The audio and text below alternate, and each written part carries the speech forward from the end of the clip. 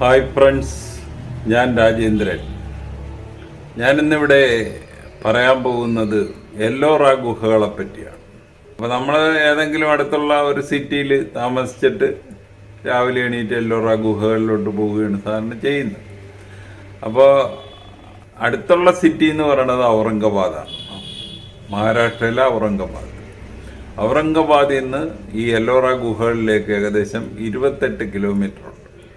അപ്പോൾ നമ്മൾ രാവിലെ ഒരു 9:30 ആകുമ്പോൾ സ്റ്റാർട്ട് ചെയ്യുക. എല്ലോറ ഗുഹയിൽ ഒരു 3/4 മണിക്കൂറിനകം ചെല്ലാൻ പറ്റും. എല്ലോറ ഗുഹകളുടെ പണി നടക്കുന്നത് അജന്ത ഗുഹകളുടെ പണി കഴിഞ്ഞിട്ടാകാനാണ് കൂടുതലും സാധ്യത. അപ്പോൾ ഇതിൻ്റെ പണി സ്റ്റാർട്ട് ചെയ്യുന്നത് 6-ാം നൂറ്റാണ്ട് AD 6-ാം നൂറ്റാണ്ട് തൊട്ട് 10-ാം നൂറ്റാണ്ട് വരെയുള്ള കാലയളവിലാണ് ഈ എല്ലോറ ഗുഹകളുടെ പണി നടക്കുന്നത്. ഈ എല്ലോറ ഗുഹകളിൽ ആദ്യത്തെ 12 എണ്ണം അത് ബുദ്ധ ഗുഹകളാണ്, ബുദ്ധിസ്റ്റ് കേവ്സ്. 13 തൊട്ട് 29 വരെ ഹിന്ദു കേവ്സാണ്. അത് കഴിഞ്ഞ് 30 തൊട്ട് 34 വരെ ജൈൻ കേവ്സാണ്. അപ്പം ടോട്ടല് 34 കേവ്സാണ് ഈ എല്ലോറ ഗുഹകളിലുള്ളത്. അപ്പോൾ ആദ്യത്തെ 12 കേവ്സ് ബുദ്ധിസ്റ്റ് കേവ്സാണ്. അപ്പോൾ അതിൽ നമ്മൾ അത്യാവശ്യം കണ്ടിരിക്കേണ്ടത് ഗുഹ നമ്പർ 10, അതുപോലെ 12. അടുത്തത് 13 നമ്പർ ഗുഹ തൊട്ട് 29 നമ്പർ ഗുഹ വരെയാണ് ഹിന്ദു കേവ്സ്. അതുപോലെ ഹിന്ദു ക്ഷേത്രങ്ങളിൽ മസ്റ്റായിട്ടും കണ്ടിരിക്കേണ്ടത് 16 ഗുഹ നമ്പർ 16 കൈലാസനാഥ ടെമ്പിളാണ്. അത് തീർച്ചയായിട്ടും കണ്ടിരിക്കണം. പിന്നെ 21, 29 ഇത് ഈ 3 ഗുഹകൾ തീർച്ചയായിട്ടും കണ്ടിരിക്കേണ്ടതാണ്. പിന്നെ ജൈനന്മാരുടെ ഗുഹകളിൽ നമ്മൾ കണ്ടിരിക്കേണ്ടത് 32, 30. അപ്പം നമ്മൾ ഈ ടിക്കറ്റ് കൗണ്ടറിൽ നിന്ന് ടിക്കറ്റ് എടുത്തു കഴിഞ്ഞ് നേരെ വന്ന് നിൽക്കുന്നത് 16-ാമത്തെ ഗുഹയുടെ മുൻഭാഗന്മാരുടെ ഗുഹകൾ കാണാനായിട്ടാണ് ആദ്യം പോകുന്നത്.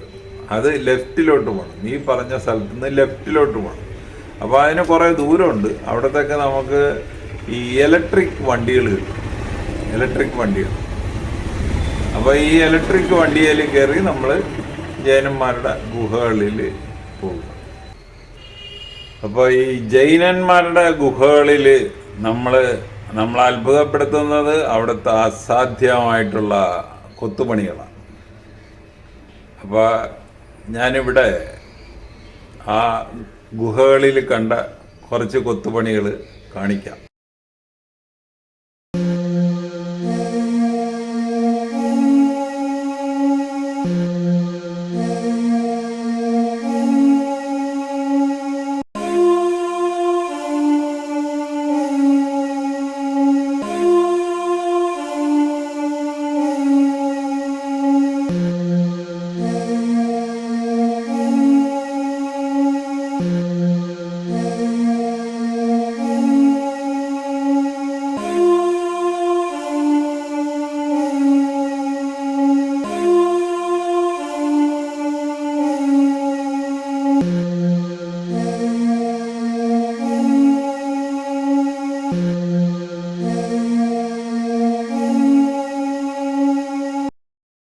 അപ്പോൾ ഈ ജൈനന്മാരുടെ ഗുഹകൾ കണ്ടു കഴിഞ്ഞ് നമ്മൾ നേരെ പോകുന്നത് ആദ്യം വന്ന് നിന്ന് അവിടെ നിന്ന് റൈറ്റിലോട്ട് പോകും. റൈറ്റിലോട്ട് പോകുമ്പോൾ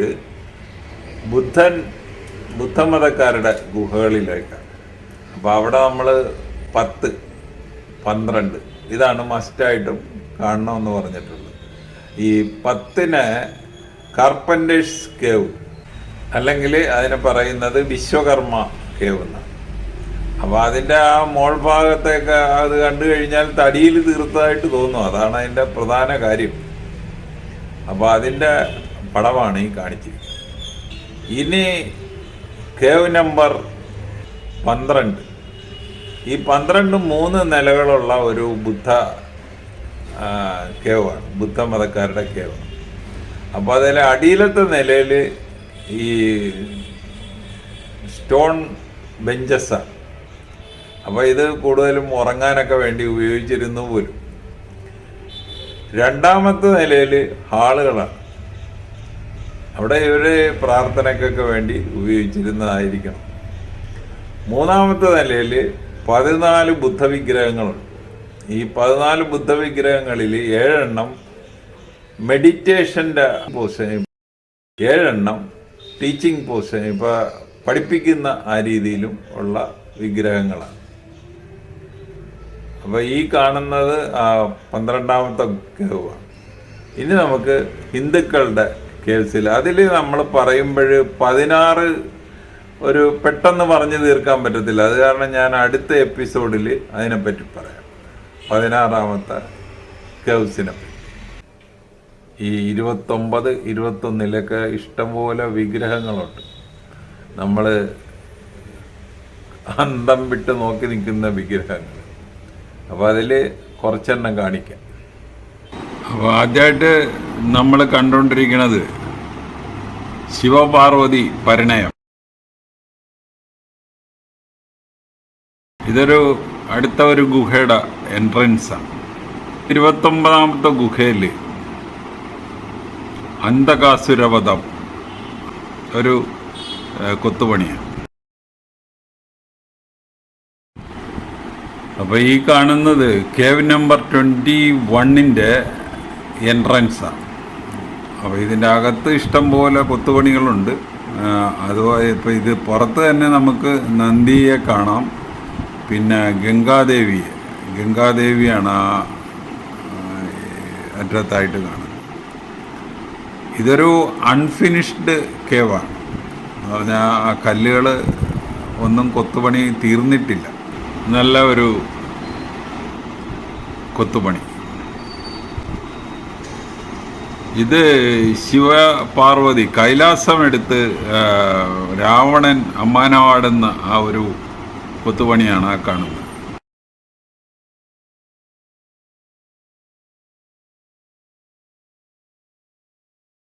ഗംഗാദേവി. ഈ ഗുഹാക്ഷേത്രങ്ങൾ എന്ന് പറയുന്നത് ഒന്നും നാച്ചുറൽ ഗുഹകളല്ല, എല്ലാം മനുഷ്യ നിർമ്മിതമായ ഗുഹകളാണ്.